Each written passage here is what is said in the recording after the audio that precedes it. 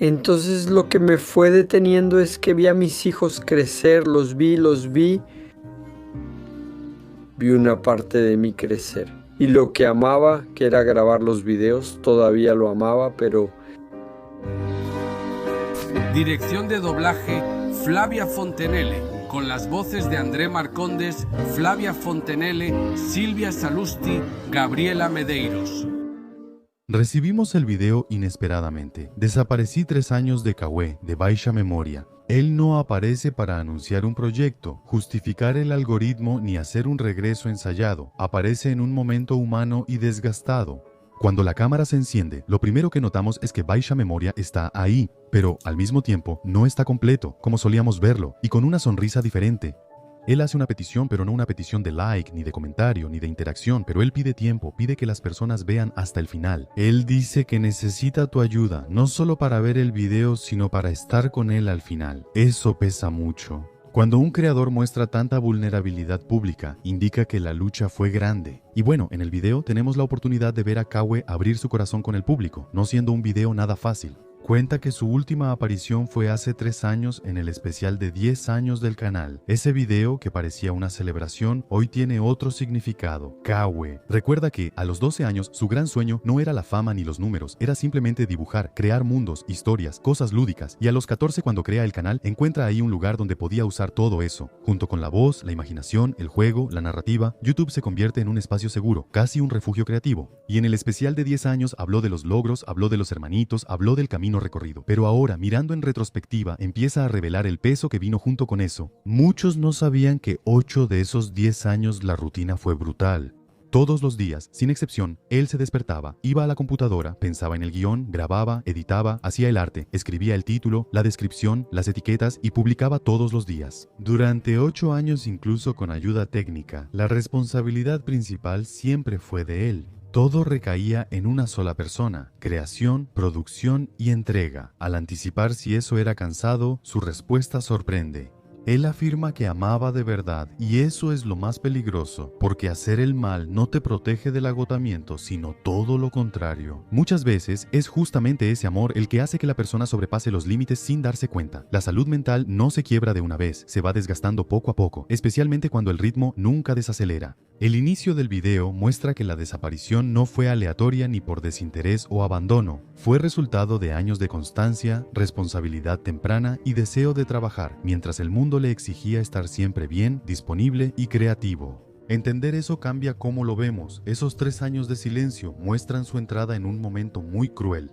Cauê recuerda que su sueño de niño siempre fue hablar, exponer ideas, grabar, usar la voz y crear. Siempre quiso ser locutor, contar historias y expresarse. Solo que en algún momento esa llama, lamentablemente, empezó a debilitarse. No de forma brusca, no como un chasquido claro, pero poco a poco es el fatídico momento en que te das cuenta de que ya no es lo mismo. Después del video especial de 10 años, incluso intentó producir otros contenidos, pero algo ya era diferente. La felicidad ya no venía de la misma manera. Y eso confunde, porque ¿cómo es que alguien deja de sentirse bien haciendo exactamente lo que siempre soñó hacer? Algo que viene desde la infancia, algo que a la gente le gustaba ver, algo que funcionaba. Esa pregunta es difícil porque no tiene respuesta simple. A veces, amar no significa poder mantenerlo sin salir lastimado. Y luego llega la pandemia, un periodo que fue difícil para todos, pero que, para él, el aislamiento forzado pegó en un punto muy específico. Cauê deja claro que él no funciona en el aislamiento. Él necesita ver personas, tocar personas, intercambiar energía, grabar, estar en movimiento. Eso es parte de quién es él. Puedo estar de acuerdo, porque siempre que lo vi fue muy cálido. Pero cuando tienes un proceso interno de no sentirte bien con tu trabajo, cambia todo. Sumar eso a un aislamiento prolongado puede ser una pesadilla. Él cuenta que eso empezó a generar momentos muy malos, que solo agravaron la crisis interna que ya venía sufriendo desde hacía bastante tiempo. Y tras ese periodo, surge otro choque. YouTube, el público y los hábitos cambiaron, así como la forma de consumir contenido. Ahora es solo uno más.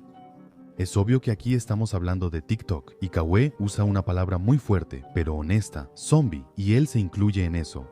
Consumo automático de contenido rápido y desplazamiento infinito entrenan al cerebro para estímulos cortos, generando conflicto. La gente de la generación antigua siempre hacía videos largos, de 15, 20, 30, 40 minutos, videos de compañía, de conversación, de presencia, pero de repente el discurso cambia.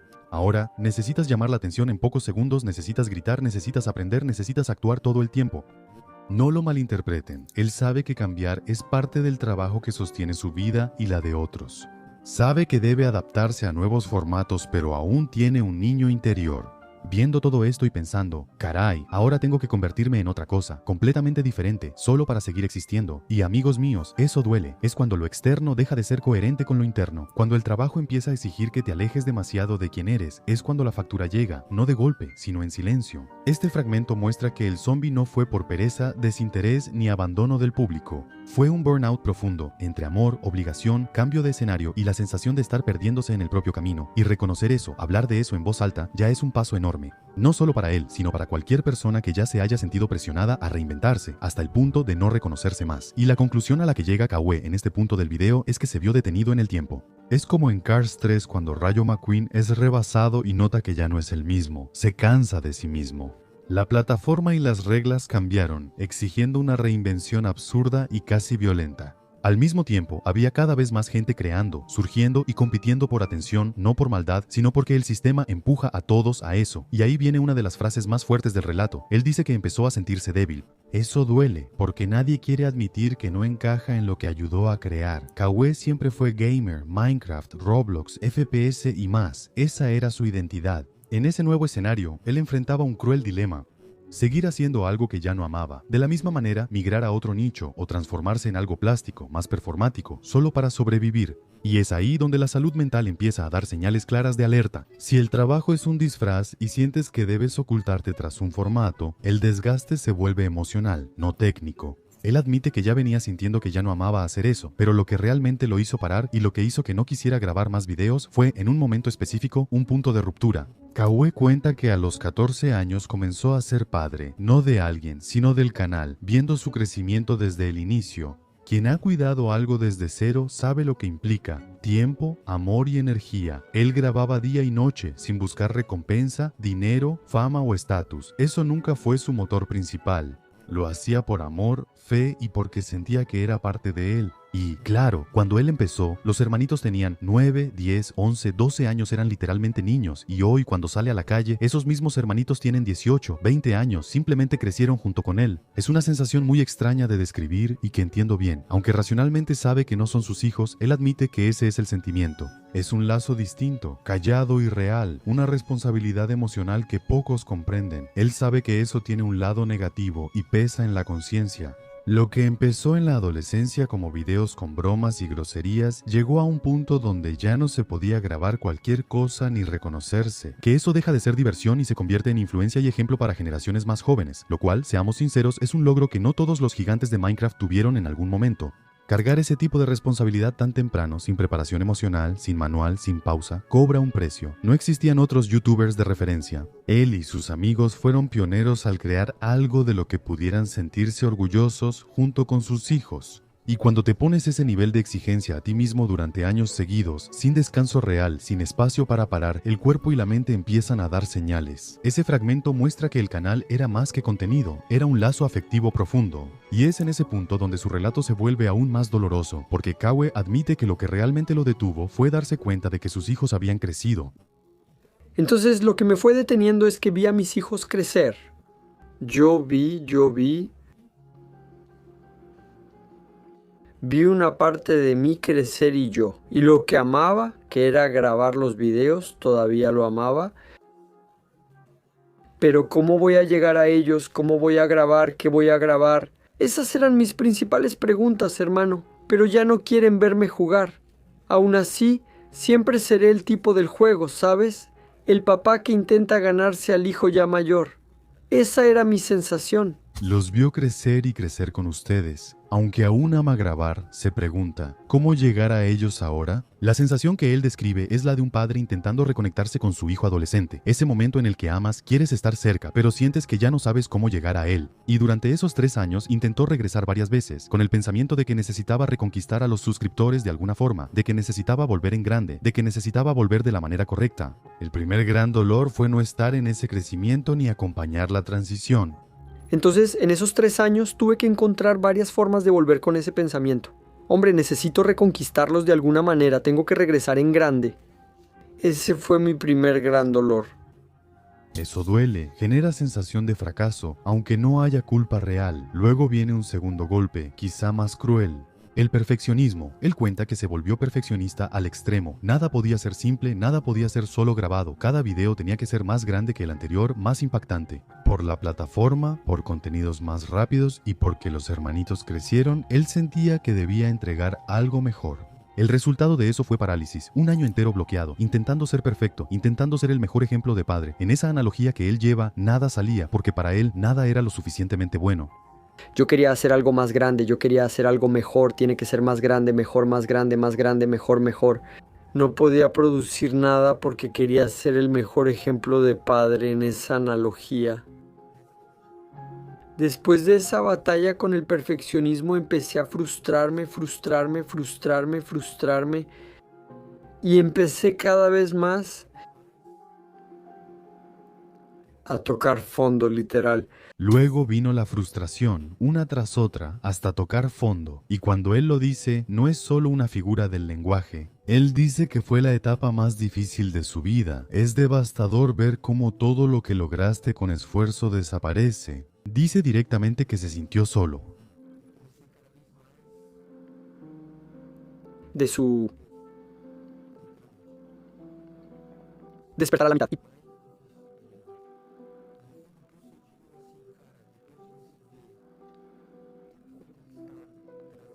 Puede inscribirse GAG considerando el paréntesis. Él menciona con transparencia su ansiedad, momentos depresivos y pensamientos que lo hacen cuestionar su presencia aquí. Habla de perder las ganas de grabar, sentir que los hermanitos crecieron, tomaron otros caminos, siguieron a otros creadores y quizá ya no tengan valor. No fue un ataque personal, sino una sensación interna de que ya había hecho todo y todo había terminado, incluso a los 25 años. Como él dice, es horrible, porque lo peor para quien ama lo que hace es perder su propósito. Y eso fue lo que ocurrió. El propósito que existía al principio, grabar lo que amaba, cuidar de la gente, estar juntos, se fue apagando poco a poco. Y cuando el propósito muere, el miedo, la ansiedad y la depresión entran. Sin pedir permiso. Mi propósito murió. Sé que es fuerte y que muchos comentarán esto. Kawe, amigo, intento hacer este video breve para que entiendas. Sentí que ya no tenía propósito, ¿sabes? Estaba en el fondo del pozo, amigo, literalmente tenía crisis de ansiedad, tenía ganas de, amigo, de no hacer nada, ¿verdad, Ana? No le deseo eso a nadie.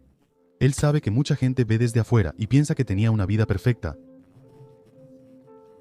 Pero él insiste mucho en ese punto. Nada de eso garantiza la felicidad, nada de eso sostiene a alguien. Cuando el propósito desaparece, él habla con madurez. No es lo material ni el estatus lo que te sostiene, sino el propósito. Cuando falta, el vacío es real. El pozo era tan profundo que él ya no veía la luz ni salida. En ese momento, relata que se aferró más a Cristo. Bonito, pero en un acto de desesperación pidió dirección y propósito, pues no entendía que todo acabara ahí. Como ustedes saben, yo soy cristiano, yo creo en Cristo, y fue el momento en que más me aferré a Cristo. De verdad, Padre, ¿qué quieres que yo haga? Porque no puedo no tener un propósito. Mi propósito no puede acabar aquí, no tiene sentido. Y ese fue el momento en que empecé a respirar, que empecé a pedirle a Dios, oye, ¿cuál es el nuevo propósito? No puede ser que llegué hasta aquí para terminar, no puede ser, no quiero eso y no quiero vivir esa vida.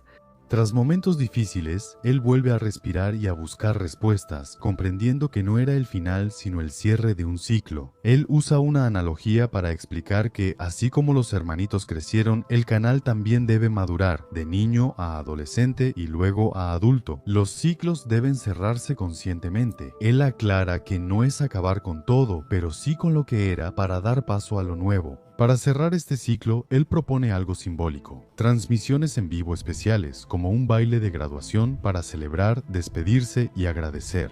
El canal no solo fue contenido, sino una comunidad unida. El video era una aclaración, desahogo y una invitación para quien quiera acompañarlo en este cierre. En el reinicio, él afirma que no quiere dejar de grabar porque es parte de su identidad, solo busca una nueva visión y ciclo. Después de ese video tan fuerte y necesario, hicimos 8 transmisiones en vivo para cerrar. La semana nostálgica no fue una estrategia de hype, sino un rito de paso, regreso emotivo, divertido e improvisado, pero ahora con intención consciente. A lo largo de las transmisiones en vivo, los invitados no aparecieron como participaciones aleatorias. Cada uno entró como parte viva de esta trayectoria, casi como capítulos encarnados en la historia de Baisha Memoria. La llegada de Bia aportó un enfoque más íntimo y actual, mostrando que su vida personal es ahora central e inseparable del contenido.